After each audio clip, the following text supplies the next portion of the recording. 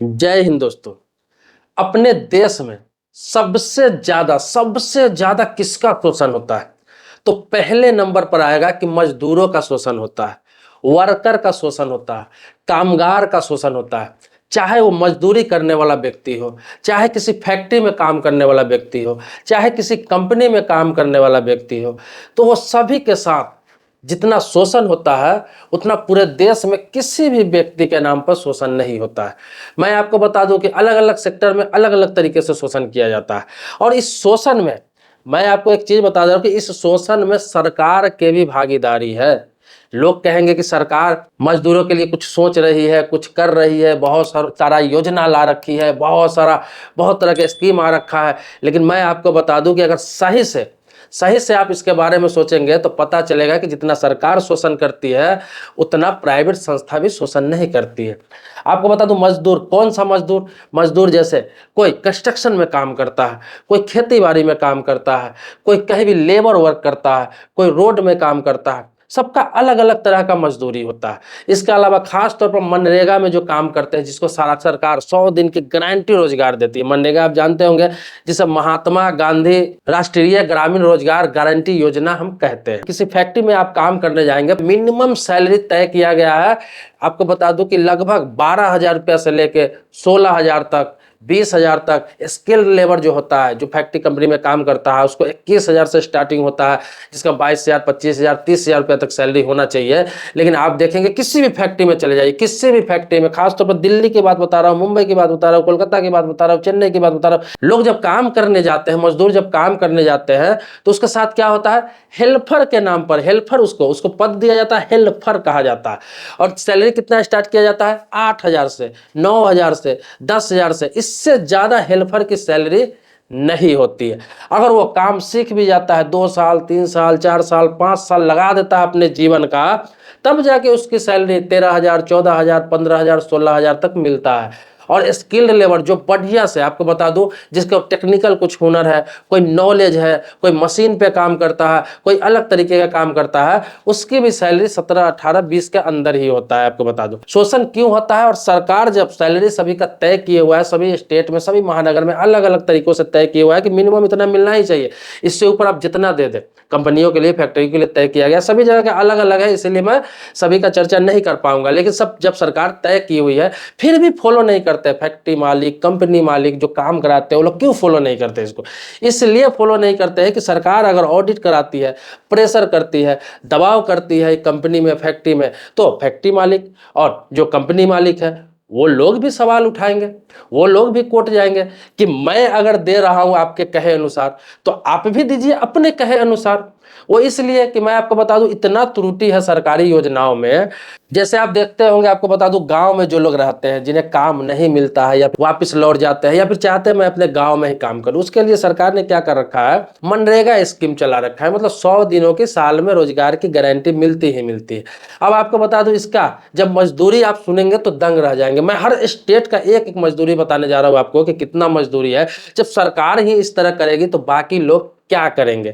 तो आपको बता दो कि मनरेगा के तहत जो लोग काम करते हैं, अपने मोहल्ले में रह के, गांव में रह के, अपने जिले में रह के, उनको सरकार कितना मजदूरी दे रही है। छत्तीसगढ़ में 190 रुपया देती है सरकार। सरकार अपना काम कराने का 190 रुपया प्रतिदिन के हिसाब से देती है।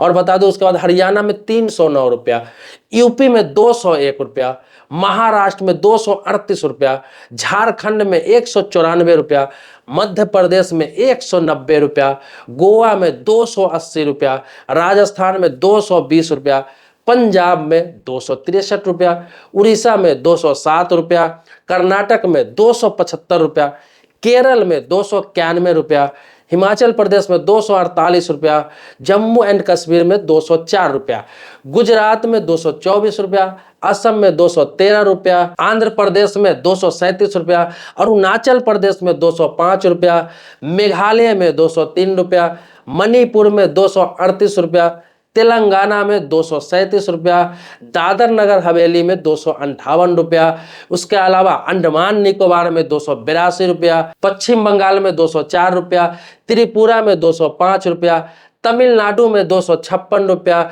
सिक्किम में 205 रुपया, नागालैंड में 205 रुपया, लक्षद्वीप में 266 रुपया, दमन एंड दीव में 227 रुपया और पांडिचेरी में आपको 256 रुपया। मैंने लगभग सारे स्टेट का नाम ले लिया, आपको बता दूं तो ये मैंने सारे स्टेट का नाम आपको बता दिया। अब सरकार ही 220 रुपया, 201 रुपया, 210 रुपया, 203 रुपया काम कराकर पूरे दिन और उसको मजदूरी देती है, तो बाकी कंपनी मालिक, फैक्ट्री मालिक अगर 8,000 रुपया भी दे रही महीने का, तो इन लोगों से ज्यादा दे रही है, सरकार से ज्यादा दे रही है। इसके अलावा वह साल भर काम देती है, पूरे साल काम देती है, कोई भी कंपनी मालिक हो, फैक्ट्री मालिक हो, लेकिन सरकार तो सिर्फ 100 दिनों की गारंटी लेती है। एक तो 100 दिनों की सिर्फ गारंटी होता है, साल में 100 दिन ही काम मिलता है, ऊपर से इतना कम मजदूरी। आप पूरे दिन मेहनत करवा के 200 रुपया क्यों देते हैं? आप पूरे दिन मेहनत करवा के 250 रुपया क्यों देते हैं? आप पूरे दिन मेहनत करवा के 300 रुपया भी क्यों नहीं देते हैं मजदूरों को? जबकि उस मजदूरों को इन लोग साल भर काम देते हैं, फैक्ट्री मालिक, कंपनी मालिक, और 8,000 9,000 देते हैं, तो इनसे बेहतर है इस हिसाब से देखा जाए तो आपको बता दूं, जब सरकार ही लोगों का शोषण कर रही है तो पब्लिक क्यों नहीं करेगी? पब्लिक सेक्टर की कंपनी क्यों नहीं करेगी? प्राइवेट सेक्टर की कंपनी क्यों नहीं करेगी? वो लोग भी इसका फायदा उठाती है। उसको पता है कि सरकार ने तय कर रखा है कि मिनिमम मजदूरी रेट 12,000 होना चाहिए, 15,000 होना चाहिए, 17,000 होना चाहिए, सभी स्टेट में अलग अलग तय कर रखी है, लेकिन उसका पालन कोई कंपनी, फैक्ट्री मालिक नहीं करता है। क्यों नहीं करता है? कि आप बोलोगे तो मैं भी आपको बोलूंगा कि आप भी बढ़ाओ। अब देखो, आमतौर पर फैक्ट्री कंपनी की बात छोड़ो, आम तौर पर भी लोग मजदूरी करने जाते हैं, चाहे वो कंस्ट्रक्शन वर्कर हो, किसी के खेत में किसानी का काम करने जा रहे हो, रोड का काम चल रहा है, किसी का कंपनी में काम चल रहा है, या फिर ढुलाई का काम चल रहा है, लोडिंग अनलोडिंग का काम चल रहा है, इसके अलावा बहुत सारे काम है जो मजदूर करते हैं, तो उसका भी कि सभी स्टेट में अलग अलग है। लेकिन आपको बता दूं, अभी लगभग 400 रुपये, 500 रुपये, 600 रुपये, 700 रुपये, इस तरह प्राइवेट सेक्टर में डेली वाला मजदूरी, जो दिहाड़ी मजदूर होते हैं उनको लगभग मिलता ही है। मिनिमम उससे कम भी हो सकता है कहीं भी, लेकिन 400 से ऊपर ही मिलता है। 400, 500, 600, 700, सब जगह का अलग अलग है। तो फिर भी सरकार से ज्यादा मजदूरी दे रहा है प्राइवेट सेक्टर में। मैं आपको बता दूं कि आज का महंगाई देखते हुए, आज का जो रेट है चीजों का उसको देखते हुए, आज का जो भरण पोषण का जो आपको बता रहा हूं जो लागत है उसको देखते हुए, किसी भी मजदूर का अगर बुरे हालात में भी अगर वो सिर्फ जिएगा, ज्यादा अगर हाई फाई में नहीं जिएगा, ज्यादा अपनी शौकों को पूरा नहीं करेगा, फिर भी मिनिमम 15,000 रुपये उसकी महीने की सैलरी होनी चाहिए। मिनिमम 15,000 होनी चाहिए। पूरे देश की बात बोल रहा हूँ, पूरे देश की, ये नहीं बोल रहा हूँ कि सिर्फ बिहार की, बंगाल की, या फिर पंजाब का, या फिर आपको उत्तर प्रदेश का। मिनिमम 15,000 उसकी सैलरी होनी चाहिए। दिल्ली जैसे शहरों में आकर आप देखेंगे फैक्ट्रियों में, तो वही बिहार के लोग, बंगाल के लोग, उड़ीसा के लोग, झारखंड के लोग, यूपी के लोग आकर 8,000 में 8 घंटे काम करते हैं। 10,000 दिया जाता है जब 12 घंटे वो काम करते हैं। मुश्किल से जो स्किल्ड लेबर है, जो बहुत दिनों से काम कर रहा है, 4 साल 5 साल से जो सीख रखा है, मशीन चला रहा है, उसकी भी सैलरी आपको बता दूं, अभी 2023 में मैं बात कर रहा हूं, 2023-24 सेशन में, अभी भी आप किसी भी फैक्ट्री कंपनी में पता लगा सकते हैं, उसकी भी सैलरी 15,000 से ऊपर नहीं है, उसके नीचे ही है। जो सीखा हुआ है उसको भी बता रहा हूं। जबकि आपको बता दूं कि दिल्ली सरकार ने 16,000 प्लस सैलरी तय कर रखा है। मिनिमम 16,000 प्लस, मतलब 16,000 से ऊपर मिनिमम सैलरी होना चाहिए किसी भी फैक्ट्री में। किसी भी बंदे का 8 घंटे से ज्यादा के ड्यूटी नहीं होना चाहिए और 16,000 से ऊपर की उसकी सैलरी होनी चाहिए। चाहे वो मजदूरी कर रहा है, चाहे वो हेल्पर का काम कर रहा है, चाहे उसमें लोडिंग अनलोडिंग कर रहा है, कोई भी काम कर रहा है, जबकि उसका सीधा आधा सैलरी दिया जाता है। और मजदूर है कि आवाज नहीं उठा पाता है, मजदूर कुछ बोल नहीं पाता है, मजदूर उसका विरोध नहीं कर पाता है कि कंपनी से निकाल दिया जाएगा, काम जो ही मिल रहा है कर लो, भले ही 8,000 मिल रहा है, 12 घंटे काम कर लेंगे, 12,000 रुपया तो हो जाएगा। तो इसलिए वो नहीं बोलते हैं कि उसका रोजी रोटी चल रहा है, रोजगार चला जाएगा, क्योंकि कहीं भी जाता है तो सारे फैक्ट्री कंपनी में लगभग यही हाल। और जो कंपनी फॉलो करती है, जो बड़ी बड़ी कंपनी है, तो उसमें भाई लेबर, मजदूर, कम पढ़े लिखे लोगों को ऐसे भी जॉब नहीं मिलता है, काम नहीं मिल पाता है उनको। तो उनको तो फैक्ट्री ही सहारा है, छोटी मोटी कंपनी ही सहारा है। अब सरकार तय करने के बाद भी ना वहाँ पे कोई ऑडिट भेजती है, ना किसी प्रकार का उनसे कोई पूछताछ करने के लिए कोई अफसर को भेजा जाता है। ऐसे तो हर 2-3 महीने पर एक ऑडिट होना चाहिए कंपनी फैक्ट्री को। वो इसलिए नहीं, उसका लेजर का ऑडिट नहीं, उसका लेखा का ऑडिट नहीं, उसका अकाउंट का ऑडिट नहीं, लेबर मजदूरों की सैलरी का ऑडिट भी होना चाहिए सरकार की तरफ से 3-4 महीनों पे एक बार, कि आप अपने लेबर को न्यूनतम मजदूरी दे रहे हैं कि नहीं, न्यूनतम सैलरी दे रहे हैं कि नहीं, उसको भी तकलीफों को जानना चाहिए। अब देखिए दिल्ली में, बिहार, बंगाल, आपको बता दूं झारखंड, उड़ीसा, उत्तराखंड, इन सभी जगहों से मजदूर आते हैं, एक उम्मीद लेकर आते हैं, क्योंकि वहाँ उनके पास काम नहीं है, वहाँ कंपनी ज़्यादा नहीं है, फैक्ट्री नहीं है, वहाँ रोजगार का साधन नहीं है। लोग आते हैं यहाँ पर किराए का रूम लेते हैं, मिनिमम उसको यहाँ 2,500 से 3,000 रुपये में एक रूम मिलता है। वो भी बता रहा हूँ टूटा फूटा जो होता है, बुरा हालात का जो रूम होता है, वो आपको 2,500 से 3,000 में मिलता है। अगर अच्छा कहीं पर रूम ले अगर 10x10 का, तो वो भी 5,000, 7,000, 8,000 से कम में रूम किराए पे नहीं मिलता है। खाने का भी मान लो कि 5,000 रुपये उसको खाने का खर्चा होता है, 7,500, 8,000 रुपये तो ऐसे ही चले जाते हैं। ओवर टाइम करके वो 12-13 हज़ार रुपया कमाता है, मतलब 4-5 हज़ार रुपया बचाने के लिए वो अपना परिवार छोड़कर, घर छोड़कर, बच्चों को छोड़कर, अपना संसार छोड़कर वो बाहर में रहता है। तो ये क्या बताऊं आपको, शोषण, मजदूरों का शोषण जितना अपने देश में करते हैं अपने देश के ही लोग, उतना कहीं नहीं करते हैं। अब लोग, बहुत लोग आप देखते होंगे कि आजकल एसी मैकेनिक हो गया, इसके अलावा आपको जो मजदूर है, लेबर है, ड्राइवर है, लोग दुबई जा रहे हैं, मलेशिया जा रहे हैं, इंडोनेशिया जा रहे हैं, सऊदी अरब जा रहे हैं, कतर जा रहे हैं, इन सभी जगहों पे जाके काम कर रहे हैं वहाँ पर। क्यों? और वहाँ जब वो जाते हैं तो वहाँ क्या होता है, यहाँ से 3 गुना 4 गुना ज़्यादा सैलरी उनको मिल जाता है। 30,000 35,000 भारतीय रुपए में उनको सैलरी मिल जाता है। इसमें क्या होता है कि 10-15 हज़ार खर्च करके भी 20,000 रुपये भी महीने का बच जाता है। उन्हें लगता है कि बहुत ज़्यादा है, भारत के अपेक्षा बहुत ज़्यादा है। बहुत लोग मजाक भी उड़ाते हैं कि उतना तो यही कमा लेता है, लोग क्यों जाता है सऊदी अरब कमाने, विदेश कमाने। भाई उनके साथ मजबूरी होती है। कोई भी इंसान ये नहीं चाहता है कि अपना वतन छोड़कर, अपना देश छोड़कर जाकर विदेशों में कमाए, अपने परिवार से 2-2 साल बाहर रहे, अपने परिवार से 3-3 साल बाहर रहे, अपने परिवार से 5-5 साल बाहर रहे। कोई ऐसा नहीं चाहता है। अगर अपने देश में मजदूरों को मजदूरी सही रेट में मिल जाए, सही मिल जाए, अगर 500 रुपया भी डेली को उसे मिलने लगे कहीं भी, और रेगुलर काम मिलने लगे विदेशों की तरह, क्यों जाएंगे वो बेचारा? नहीं जाएंगे। मैं आपको बता दूं, ये देखिए अपने देश में सरकार की कमी नहीं, मैं आपको बता दूं सरकार की कमी नहीं, और कंपनी मालिक फैक्ट्री में कोई कमी नहीं है। मैं आपको बता दूं सरकार का जो पॉलिसी है उसमें कमी है। सरकार जो कहती है, किसी को कहती है कि ये चीज लागू करे, तो सरकार अपने भी योजनाओं में उस चीज को लागू करे, अपने भी स्कीमों में उस चीज को लागू करे। जब आप लागू करेंगे तो मजबूरी हो जाएगी, प्राइवेट सेक्टर वाला भी लागू करेंगे। अभी आपको बता दूं, ये तो मैंने ज्यादा बता दिया, आप चले जाएंगे बहुत सारे जगह ऐसे है जहाँ पे कोई सैलरी तय नहीं है, जहाँ पे कोई भी किसी प्रकार की मजदूरी तय नहीं है। लोग किसी दुकान में काम करते हैं 12-12 घंटे, 15-15 घंटे, ऐसे ऐसे शॉप है, ऐसे ऐसे आपको बता दूं दुकान है, ऐसे ऐसे आपको बड़ा होलसेल की दुकान है जहाँ पे लोग काम करते हैं 16-16 घंटे, 15-15 घंटे काम करते हैं। सुबह दुकान खुलता है, रात को 12 बजे 11 बजे बंद होता है। उस पर जो काम करने वाले वर्कर होते हैं उसको 10,000, 12,000, 13,000 रुपये सैलरी होती है 16 घंटे, 17 घंटे, 15 घंटे काम करने का। पता ये जाती नहीं है तो क्या है? देखिए सरकार का ही कोई टेंडर निकलता है, कहीं रोड बन रहा है, कहीं कोई काम चल रहा है, कहीं नहर का काम चल रहा है, कहीं वायर डालने का काम चल रहा है, कहीं बिजली का काम चल रहा है, कुछ भी काम चलता है, अक्सर सरकार देखेंगे टेंडर दे देती है कंपनियों को, और बड़ी कंपनियों को टेंडर देती है। और बड़ी कंपनियां क्या करती है, छोटे ठेकेदारों को टेंडर दे देती है। और छोटे ठेकेदार जो लेबर लेकर आते हैं, जिनके पास मैन पावर होता है, गांव से देहात से लेबर लेके आते हैं, उसको बहुत कम पैसा दिया जाता है कि भाई रेगुलर काम तुम्हें मिलेगा 1 साल के लिए, 1.5 साल के लिए। बहुत उसका शोषण होता है, न रहने का ठीक होता है, न खाने का ठीक होता है, न पैसा ढंग से उसको मिल पाता है। 2-2 महीना पैसा रोक लिया जाता है। कितनों को तो ठेकेदार पैसा देते नहीं।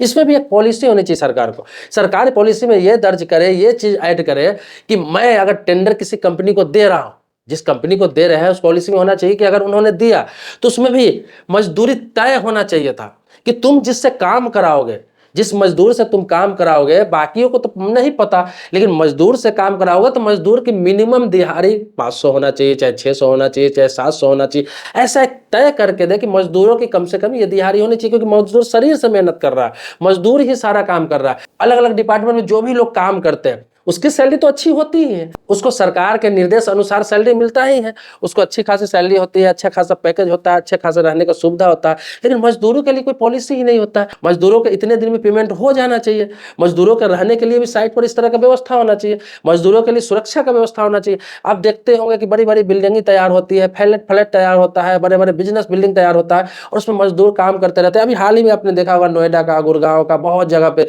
जो बिहार के, यूपी के मजदूर काम करते रहते हैं, और कोई सुरक्षा का सुविधा नहीं रहता है। ऊपर से काम करते हुए लिफ्ट टूट के कभी गिर जाता है, लोग गिर के मर जाते हैं। कभी काम करते हुए मजदूर गिर जाता है, गिर के मर जाते हैं। कभी कहीं मटेरियल लेके चल रहे होते हैं, गिर जाते हैं, गिर के मर जाते हैं।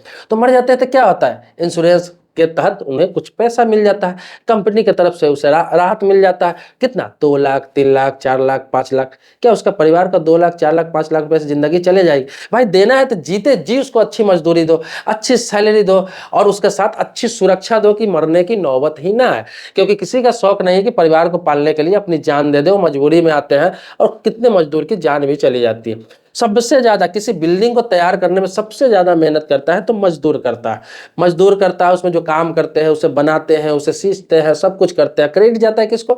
इंजीनियर को, ठेकेदार को, कंपनी को, इन लोगों को क्रेडिट जाता है। कहने का मतलब ये नहीं हुआ कि मजदूर का सैलरी इंजीनियर के बराबर कर दिया जाए, मजदूर के सैलरी सुपरवाइजर के बराबर कर दिया जाए, मजदूर का सैलरी कि मजदूरों की सैलरी उतनी तो होनी चाहिए जितना वो मेहनत करता है, बाहर में रहकर अपना बलिदान देता है, तो उस हिसाब से तो उसकी मजदूरी कम से कम 800 से 1000 तो होनी चाहिए डेली के हिसाब से। बहुत लोग तो ये कहते हैं कि मजदूर कामचोर होते हैं, कामचोर होते हैं, ये काम नहीं करते ढंग से, ये करते हैं मतलब कामचोरी करते हैं। भाई जो लोग ऑफिस में काम करते हैं, पढ़े लिखे हैं, चलिए अच्छा जॉब आपको हो गया, अच्छे पोस्ट पे आप काम कर रहे हो, एक दिन आप सिर्फ आजमाने के लिए करके उनका काम देखना, आपको पता चल जाएगा कि मेहनत कौन करता है, काम किस चीज को करते हैं।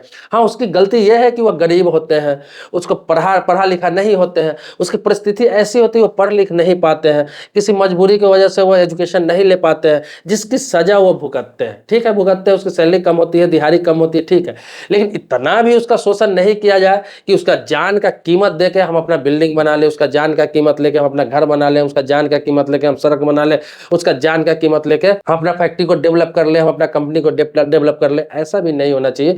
उसको जो है उसकी मजदूरी, उसका हक मिलना चाहिए। तो मैं हर स्टेट के सरकार से भी, हर राज्य के सरकार से भी गुहार करता हूँ, निवेदन करता हूं कि आप पहले तो मनरेगा का जो दिहाड़ी है उसको बढ़ाइए, उसको बढ़ाइए, और 100 दिन की गारंटी का काम है उसको कम से कम 6 महीने के गारंटी का काम बनाइए।